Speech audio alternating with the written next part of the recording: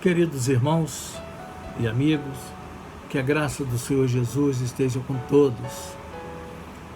Dentro da nossa proposta de falar para as famílias durante o mês de maio, hoje, dia 27 de maio, quarta-feira, possivelmente será a última vez neste mês que prego sobre este tema. Possivelmente no domingo teremos um tema diferente. Eu quero falar hoje sobre crises na família. E quero ler Eclesiastes capítulo 11, versículos de 9 a 10 e o primeiro versículo do capítulo 12, que diz assim: Alegra-te, jovem, na tua juventude, recreie-se o teu coração nos dias da tua mocidade.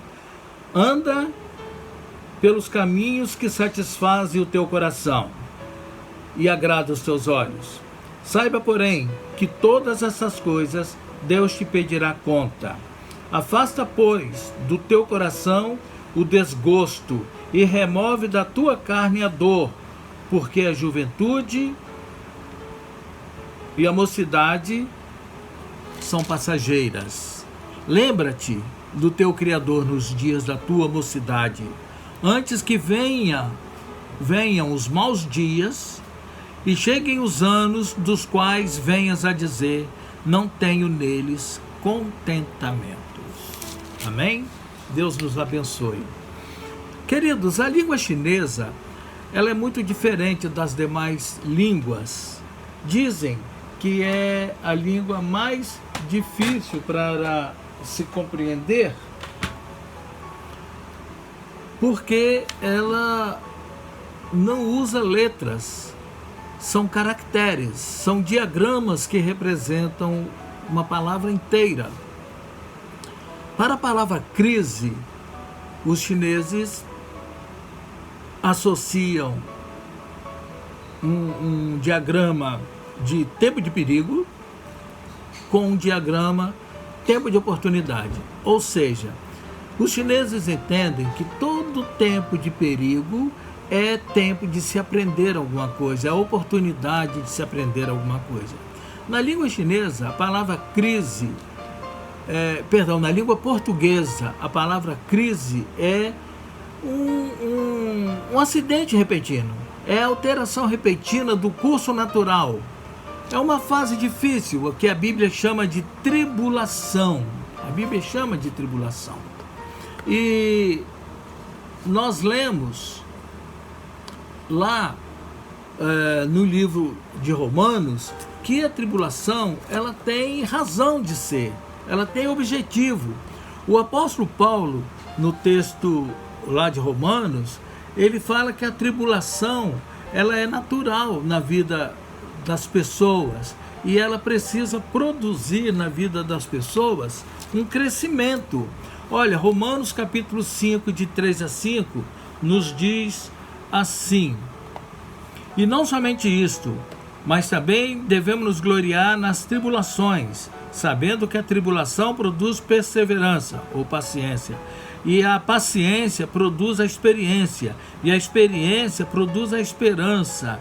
Ora, a esperança não traz confusão, porque o amor de Deus está derramado em nossos corações pelo Espírito Santo que nos foi dado. Portanto, nós vamos entender que a crise ou as tribulações, elas tanto acontecem nas famílias que temem ao Senhor, como acontece nas famílias que não temem ao Senhor. A fé cristã não nos isenta de crises. A família cristã não é blindada de problemas.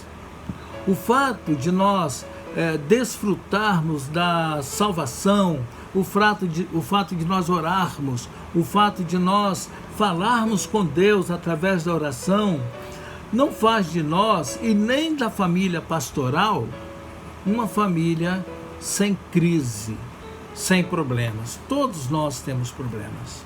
Em função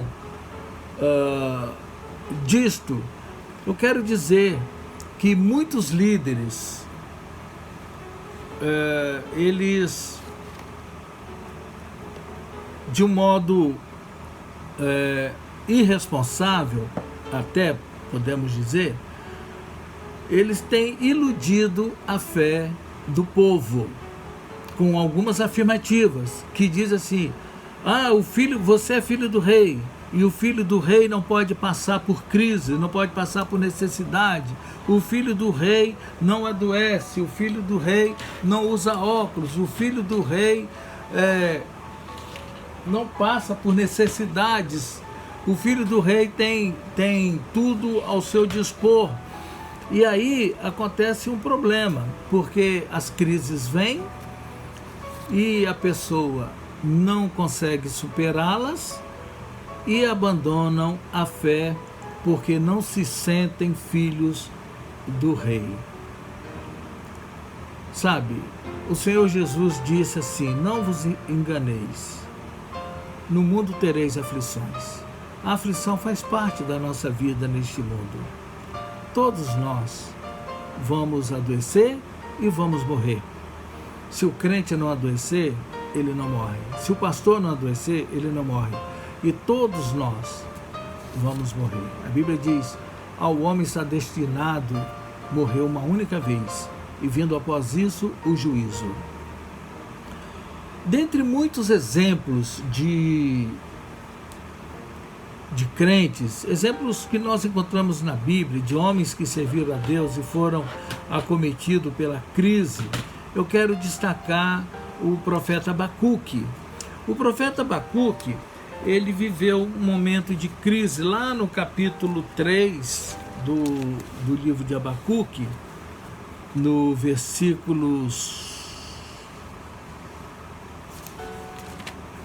livro de Abacuque, no capítulo 3, a partir do versículos 17 e 18, ele nos diz o seguinte: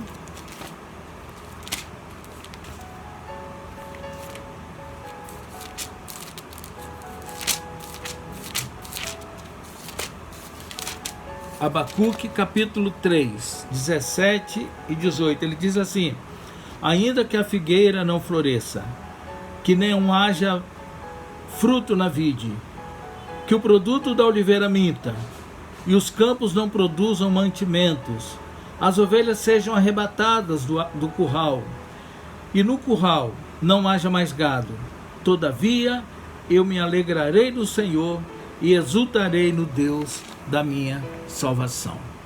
É exatamente essa a diferença. Nós encontramos um crente que não permitiu que a sua fé fosse abalada por causa de uma crise. Ele fala: todavia eu vou permanecer firme, me alegrarei no Deus da minha salvação. O que diferencia uma família que teme ao Senhor, uma família crente, de uma família que ainda não serve ao Senhor, é que ainda que a família crente venha a sofrer, sentir dor, venha a chorar, ter perdas, ela tem onde buscar o socorro. O meu socorro vem do Senhor que fez os céus e a terra.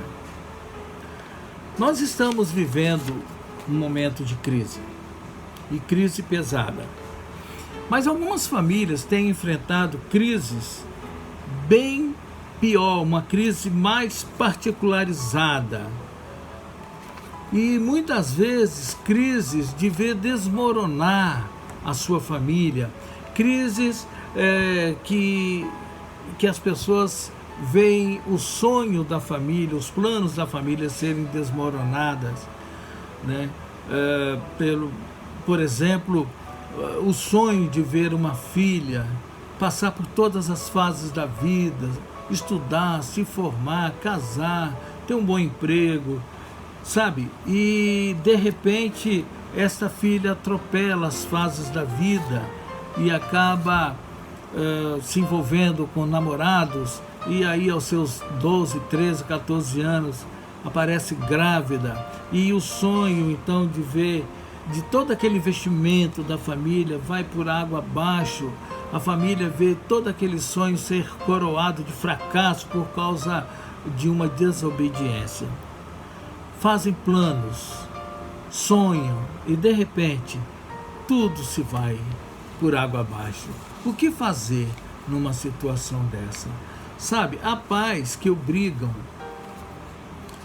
um casamento e dizem que querem lavar a honra da família, mas as experiências de outros têm nos mostrado que isso não resolve o problema. Isso não é bom. A consequência acaba sendo mais desastrosa. Há casais que depois do fato consumado chegam à conclusão que devem casar, mas depois de algum tempo concluem que não se amam mais e não vão levar aquele casamento adiante e aí se separam. Seja como for, é preciso botar o pé no chão e da melhor maneira tentar consertar o que sobrou.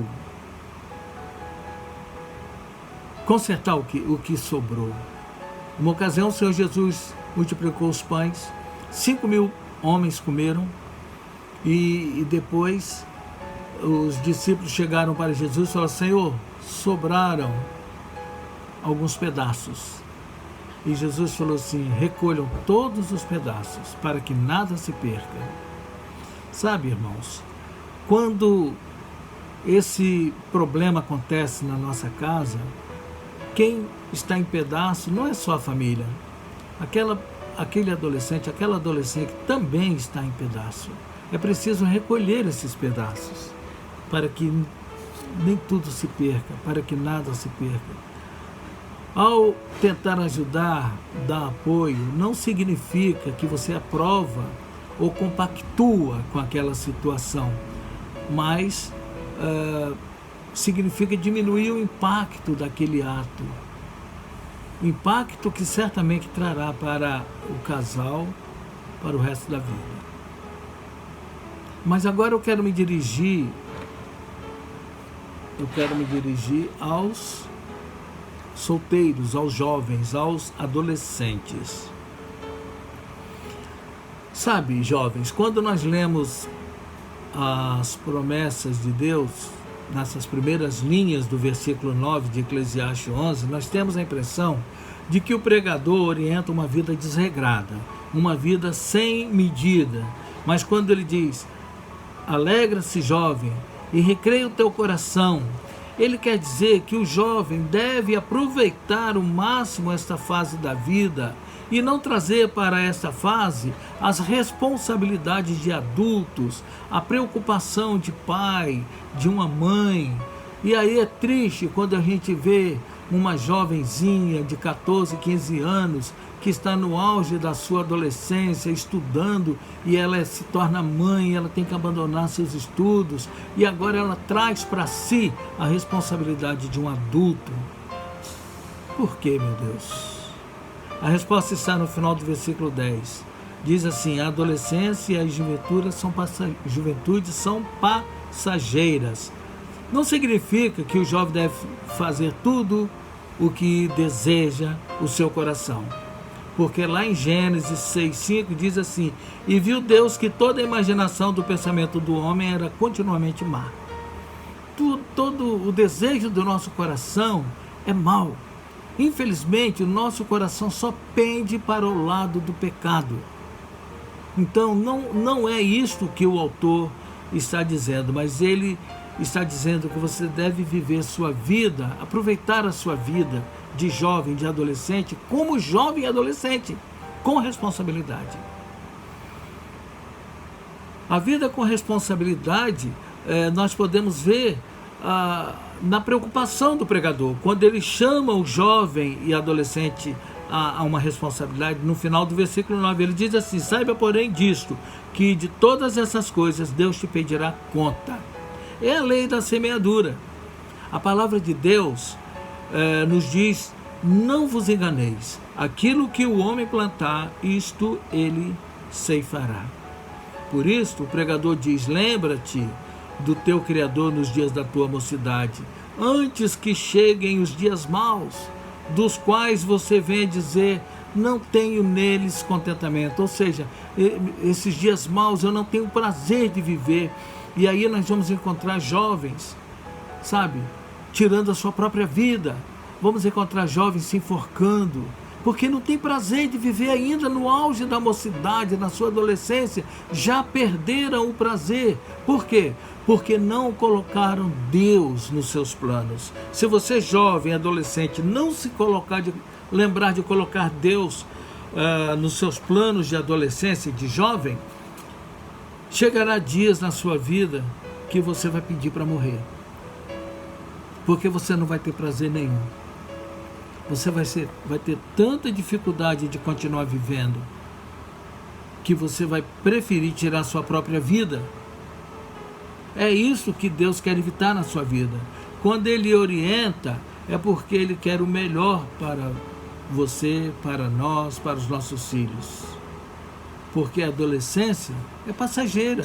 Não pense você que você vai ser a vida toda jovem, bonitinho, bonitinha. A vida toda. Daqui a pouco você está velho, assim como eu. Há pouco tempo eu tinha 12 anos, 14, 15 anos. Hoje eu tenho 66. É isto que Deus quer evitar na sua vida. Quando Deus orienta é porque Ele quer o melhor para você. Porque a adolescência é transitória, é passageira. E quando você chegar à idade madura, você vai colher os frutos da sua adolescência. Se você deu espaço para Deus, frutos bons, amém. Mas e se você não deu? Você vai colher frutos maus. Você vai colher frutos amargos. Tudo isto por causa da sua desobediência. Faça isso enquanto é tempo. Sabe, a vida, a adolescência, a juventude é como uma espingarda de um tiro só. Se você errar o tiro, você está perdido. Os leões da vida vão te engolir. Então pense bem. Não jogue a sua juventude fora. Ouça os conselhos dos seus pais e ande pelo caminho do Senhor. Amém? Deus abençoe a sua vida. Deus abençoe a sua família. Amém.